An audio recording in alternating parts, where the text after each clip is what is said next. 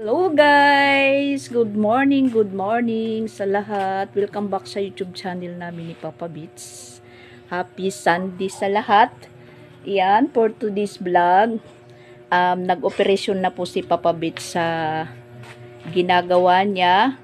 Tapos, natapos na yung isa niyang kahapon. Yung isa, babalik pa daw. Merong pang pinapaayos. Tapos si Papa Beats naman, nag-brand out kasi, habang brand out, kinumpunin niya po yung puso namin, bomba. Kasi pag binubombahan po siya, kunti lang po yung nadadalang tubig, makakapagod pong magbomba ng magbomba na kunti lang po yung umaagas na tubig. Kaya ayan, chine-check ni Papa Beats, kasi sabi niya baka yung gasket niya, tiningnan niya po kasi papalitan sana. Makapal pa naman po daw yung gasket kaysa dito sa una naming pinalit. Mas manipis pa to, mas makapal pa yung nakakabit. Kaya ayan, binalik lang po ni Papa Beats. Yan, pinapagpawisan na po si Papa Beats, magang-maga pa. Yung yung pawis niya is nananagaktak. Maaga pa po siyang nag-operation.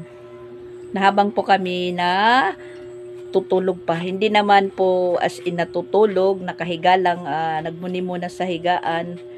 Nagmuni-muni dahil linggo naman po ngayon, walang klase.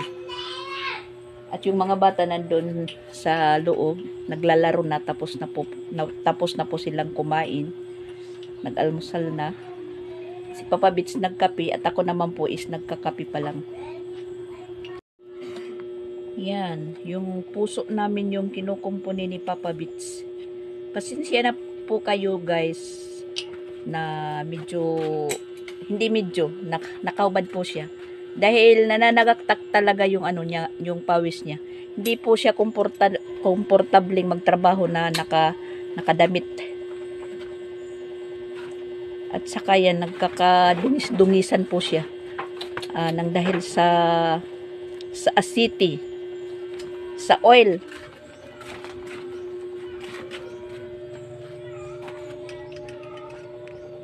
Ako yung nahihirapan po dito sa puso namin dahil ako naman po yung madalas gumamit dahil nga sa paglalaba. Kagabi naglaba po tayo, hindi ko natapos yung pagbanlaw. Ayan, meron pa ako pero t-shirt lang po yan. Binabad ko lang dahil hindi nga umaano yung tubig. Mahirap kung sa po tayo gumamit dyan sa gripo. Dahil galing yan po sa drum, ayan, drum, tas gumagamit po ng motor. Yan. Okay na? Ha? Kasi pag nagbubomba ka na sa umpisa, maraming tubig. Sa tinagal-tagalan po na pagbubomba mo, parang wala na pong nadadalang tubig dahil parang pakiramdam ko sumisingaw. Kaya ayun, madalas po akong maipit dito. Kasi pag nagbubomba pa tayo, pinapaabot ko ng ganyan dito. Naiipit po ako minsan. Lalo na kung medyo pagod na. Po yung daliri ko. Kagabi nga nakadalawa po akong maipit. Parang naiinis na ako. Operation na naman si Papa Beats. Magagawa na lang po yata siya dito ng shop. Maglalagay po siya doon sa labas ng signboard na we accept repair turbo tambutso. Ano pang repair? Pwede transistor or washing machine. Din po si Papa Beats. Nakakaayos din po siya ng washing machine.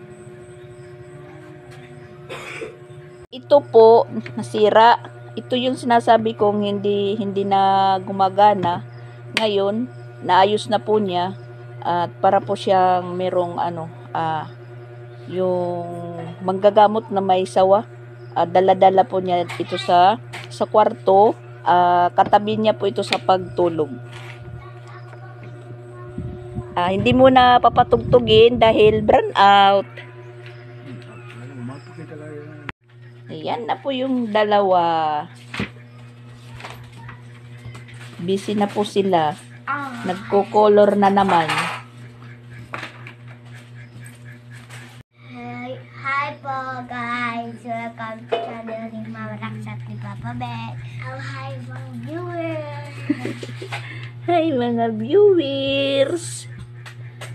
Happy Sunday! Wala po kaming pasok ngayon. Happy At ayan si Kuya Sansan, kagigising lang. Siya naman po yung nagluluto para sa breakfast niya.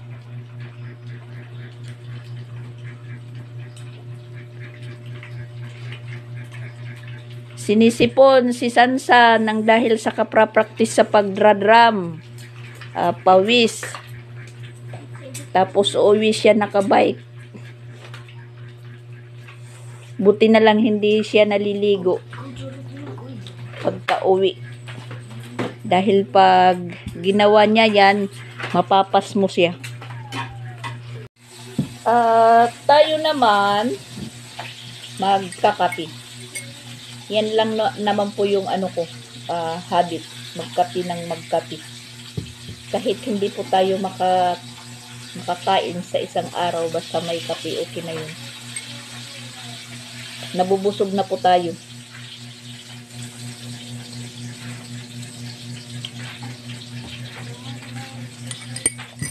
At mabuti naman po ngayon, maganda yung panahon namin. Dahil kagabi, umulan. Madaling araw po mag-umpisa ng ulan. Malakas po siya. Pagkatapos ng malakas, medyo humina. Tapos ayun, lalakas na naman. Tapos humina hanggang tumila na po siya. Mabuti na lang po yung ganun. Gabi lang yung pag-ulan dito sa amin. Pag ganitong araw, hindi. Para hindi naman maging malapok yung namin. Maging maputik yung labasan or daanan po namin. Mabuti yung ganong schedule na pag-ulan. Gabi yung ulan, sa araw hindi. May chance po kaming mga naglalaba na yung mga nilabhan po namin is matuyo. At shout out pala kay Baby Susya na pamangkin ni May Timang. Happy birthday po. Baby Susya, lumaki kang mabait na bata at may takot sa Diyos at masunuring bata. Pamangkin po yan ni May Timang. 1 year old po siya ngayong araw. Timing nandun pa sila Pix, si Ronald, at saka makakapang-birthday pa si Duday, yung anak ni Ronald. Dahil yung partner ni Ronald, magkabarangay lang po sila ni Idmar, yung kapatid ni May Timang. Magkabilang kali lang po, malapit lang. Makakapang-birthday din kasi nandun pa si Ronald. At saka baka si Pix, pagbalik dito ni May Timang, depende lang, magkasama po sila. Dahil may na po si Pix dito, may appointment na naman sa next week. Iwan ko lang kung magkasama sila pagbalik ni May Timang, May Timang at saka si Pix. Yan, nag-light na din, nag-light. Umpisa na po si Papa Bits. Nakakasilaw pong tumingin sa pagwi-welding ni Papa Bits.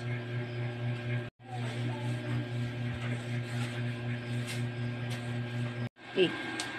Hello guys, itong ginagawa ko para sa isang muffler. Kasi papalitan yung sa dulo dulo ng muffler. Papalitan kasi dinidya lang yan. Mahina ang yung tunog niya. Ito ang papalit ko. Ito, tubo na binubutas-butasan muna. Tapos, yan. Binubutas-butasan po niya. Tapos, lalagyan po ng asbestos. Yung asbestos. Sabi ng nag-comment, Papa Bits, pag may asbestos, magmask ka dahil nakaka-cancer po daw. Tapos, dapat may gloves ka dahil yun nga, Makati. Meron naman po siyang mga gamit na ganyan po, guys. Hindi lang po si Papa Bits komportabling gamitin. May din po siya, mask welding. Yung salamin ba na sa pandipinsa sa mata, hindi niya po ginagamit dahil hindi siya nga komportable. Iwan ko sa kanya. Pero nung bata-bata po pa siya, naranasan ko po sa kanya na paggaling po sila ng trabaho ng papa niya, si Papa, kasi helper lang noon si Papa Bits ng papa niya, para po silang si Eddie, yung singer na naka-eyeglass, Eddie, sino pa yun ang idol ni Putoy? Nasaan ang liwanag? Yung Willie Ligarty pala. Si Willie Eddie ako ng Eddie. Si Willie Ligarty pala kasi natatawa ako noon kay Papa Bits pag uwi na po sila. Hindi ko naman po alam na ganun po yung sitwasyon. Ikaw naman po matatawa ka dahil sa hitsura po ba ni Papa Bits pag yung natatamaan yung mata niya sa welding rod, masakit pala yun. Tapos ayaw nila ng liwanag, gusto lang nila ng madilim. Kaya natatawa po kami dahil pag oras na ng kainan, silang dalawa na magtatay, tinatamaan ng welding. Kumakain po sila nandoon sa madilim at saka naka-eyeglass pa. Yung eyeglass ba na madilim. Pagtingin mo, matatawa ka talaga kasi isipin mo, paano ba yan makakakita pagkain dahil madilim na nga, tapos naka-eyeglass pa. Iyon pala, mahapdi pala sa mata. Tapos pakiramdam daw nila parang merong lupa sa sa loob ng mata nila na masakit idilat. Tapos pag araw, pagka kinaumagahan, naka-eyeglass pa rin sila. Tapos namumugto yung mata nila dahil luha ng luha yung mga mata nila. Tapos parang mainit sila, parang nilalagnat. Yung gamot nila noon, Vicks lang, pinapahid dito sa ibabaw. Tapos umiinom po sila ng Medicol or Cortal. Yun po yung yung natatandaan ko na gamot nila. Kaya ayun na medyo nasira na yung mata ni Papa Bits nang dahil sa welding nung bata-bata pa. Kasi buti si Pix, pag nag-welding, gumagamit po siya ng salamin. Yung mask welding po, gumagamit siya. Papa Bits, nasanay na po siyang hindi gumagamit. Mas komportable po siyang mag-welding or magtrabaho na walang gamit. Kaya yun, ngayong medyo tumatanda na, humihingi na ng sukli yung mata niya. Narindi. Ang mahirap lang kay Papa Bits ngayon, pag may ginagawa siya, yung problema niya yung pagkakating. Yung ginagamit niyang pangkating yung sander. Kasi noon meron po siyang mga gamit. meron po siyang pang-cutting ng bakal. Yung dati meron siya pong cut apso.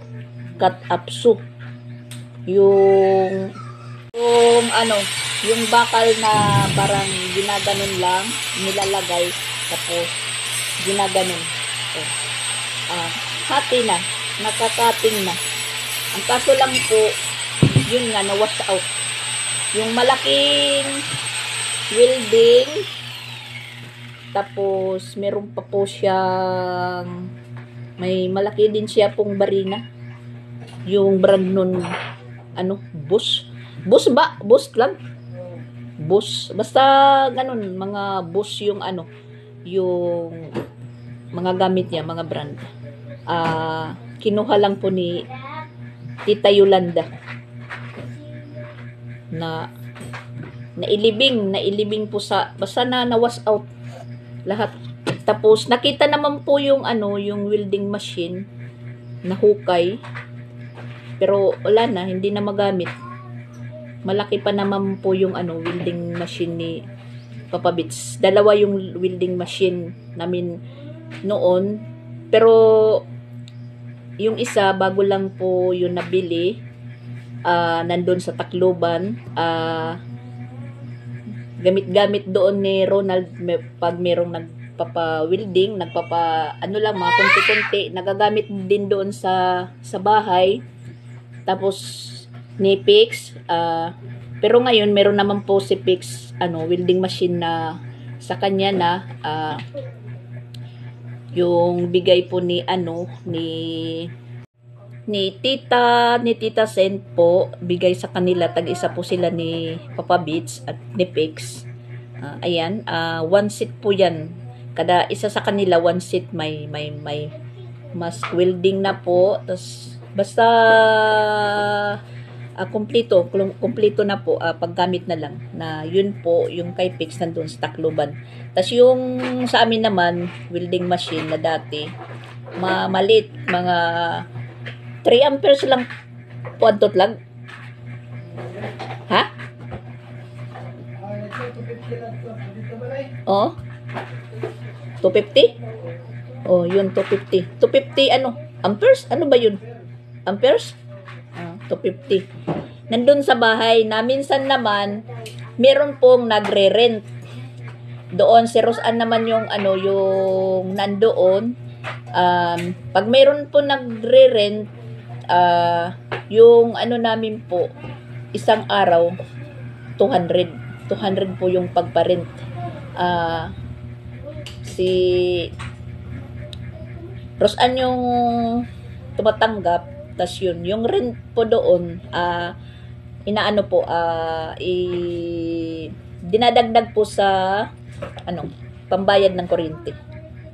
Hindi naman po yung gamit, mga 2 araw, 3 araw lang. Pero bago po mag-rent, yung nag-rent doon, nagko-contact muna sila sa amin dito. At yun, sinasabihan ko na kung sino nandun sa bahay, halimbawa si Rosan, kung si Pix naman nandun, na doon sila magpaalam at doon nila kunin sa bahay. Yun, medyo na medyo napapagkakitaan din kahit nandoon lang po sa bahay yung welding machine. Sabi ko nga sa kanila, paanhan lang, ingatan lang yung welding machine na hindi po masira. Kasi syempre magre-rent, tapos iba yung gagamit, baka lang, garapalin pong yung paggamit. So ingatan lang para naman po sa sunod meron pang gagamitin at meron pang marerentahan nila. Ayun. Kasi kung sa iba daw, medyo mahal na daw yung pagparent ng welding machine, pero yung sa amin naman is yun lang, 200 lang po kada araw yung pagparent. Kahit hindi nila po gamitin, basta kinuha na po sa bahay yung yung gamit, may bilang na yun. Yung dalawa nagmamaniho na naman, naglalaro sila kung ano-ano po yung kinukumpuni din nila. Nagpapahirap pa sila yan. Mabigat na to si ate talaga Ate talaga iwan ko sa kanila kung ano-ano yung maisip. Nagkukumpuni din po sila, nagkukumpuni.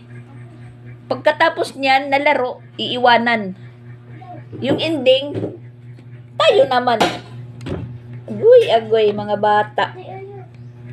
Yan po yung yung ginagawa nila pag walang klase. Maglalaro, mag-aaral-aralan, ganun.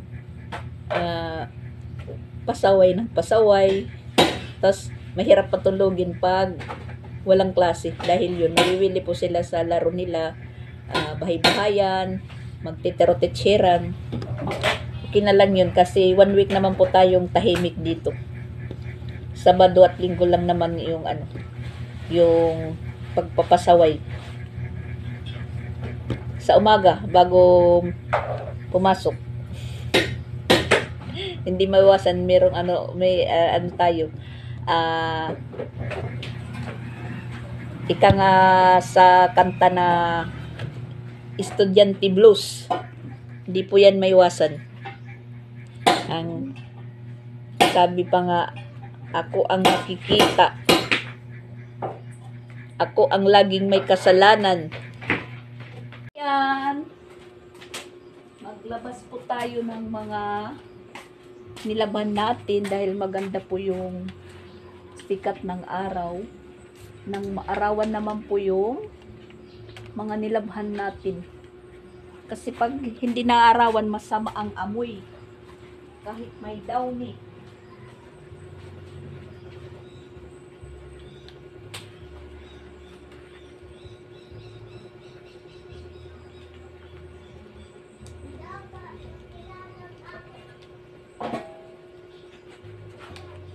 Maganda po yung sikat ng araw.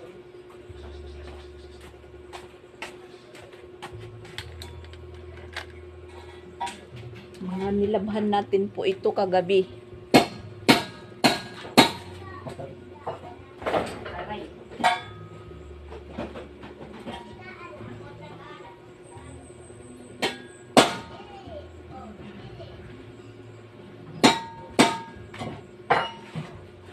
Ay, naging report di? Ha? Adi na agi report?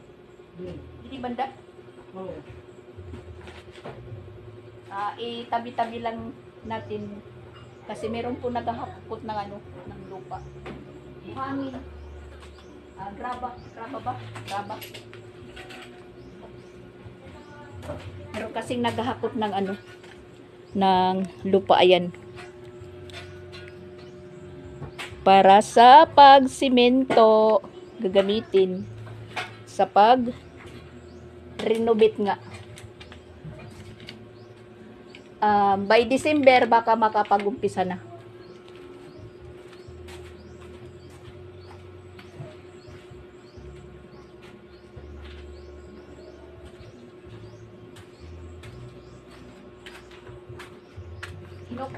Kinukumplito lang po yung mga material.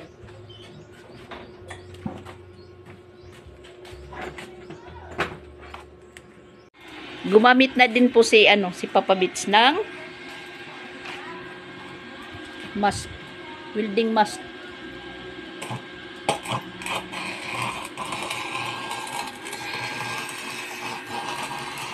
Nandito na po yung isang nagpapayos kay Papa Bits. Timing na naglight naman.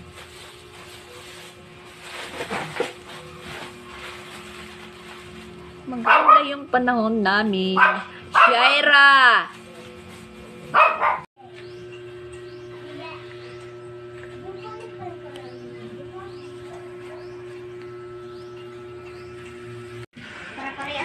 Pinaliguan namin si Luna dahil nagkakadungis dyan sa labas. Abog ng tambutso na ginagawa ni Papa Bits. Parang negro na kanina, kaya niliguan ko. Lola.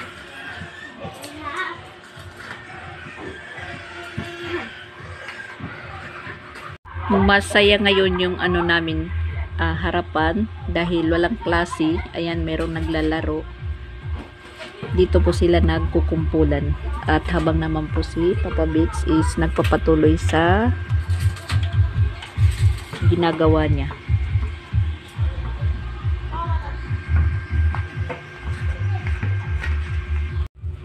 Tingnan nyo guys, maraming audience si Papa Bits. Mga bata. Tinitingnan nila kung anong ginagawa ni Papa Bits.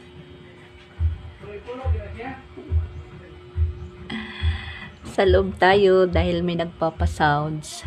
Baka naman marinig.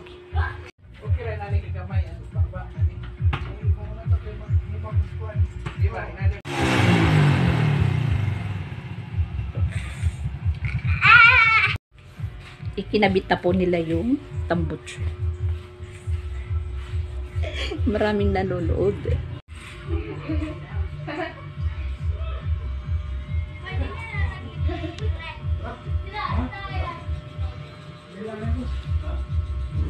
Pati bata nakikiusyoso. At nandito naman si G, kinukuha na po yung naging service ni Ronald kasi wala naman po si Ronald. Kukunin na nila kasi yun po yung magiging service din ni AG. Sila po ni Sansan. At si Sharon naman, ayan, nakalabas. Yung ginawa ni Sharon sa labas, yun, yung tai ng kalabaw, ginawa niyang swimming pool. Nag-ano-ano siya doon sa labas. Agoy, nako. Malaking trabahoin yan. Pinaligo niya yung tai ng kalabaw doon sa labas. Kasi nakalabas po siya. Yan, doon yung tai. Yan, dyan po yung tai. Pinaliguan ni Shaira. Walang nakapansin na nakalabas.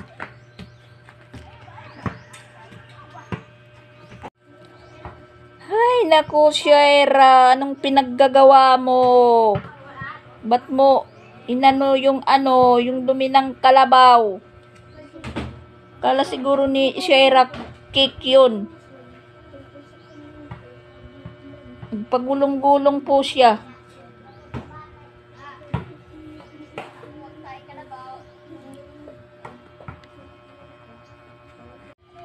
Mabuti pa si Luna. Ayan. Bagong ligo. Ngayon naman guys, dahil linggo, at maghahapon na, alas 3, pinapapasyal po kami doon ni Boss Tipin sa kanila. Hinihintay lang po namin siya dahil magpupunta po siya dito. Nandun pa po siya sa bukid kay Ate Cha, meron pang inuutos. Sabi niya, magdidiretso po siya dito.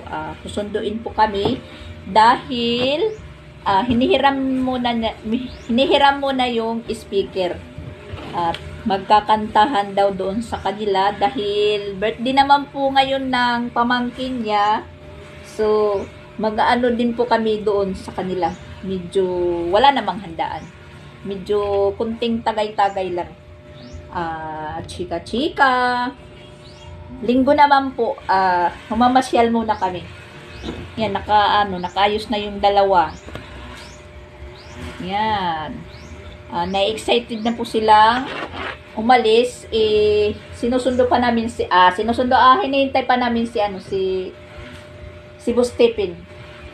Dahil hindi namin po madadala yung speaker kung kami po yung magdadala. Dahil 4 kami sa motor. Hindi namin po mabibit-bit yung speaker ni Papa Bits.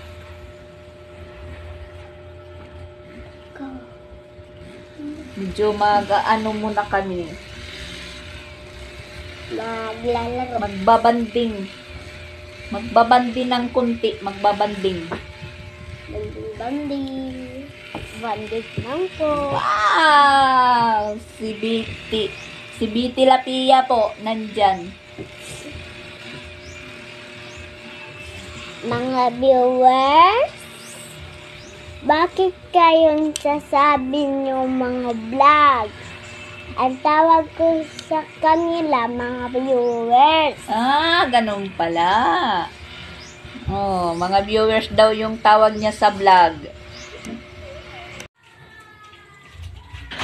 Dumating na po yung sundo namin. Ang tagal. Si Boss Stephen. Aalis na po kami. Kasi bubuksan lang po namin yung ilaw dito sa labas. Nagdala lang po kami ng bigas kasi sigurado doon po kami makakapag hapunan. Nagdala lang po kami ng bigas. Nauna na po si Boss Stephen, si Creslin yung angkas niya.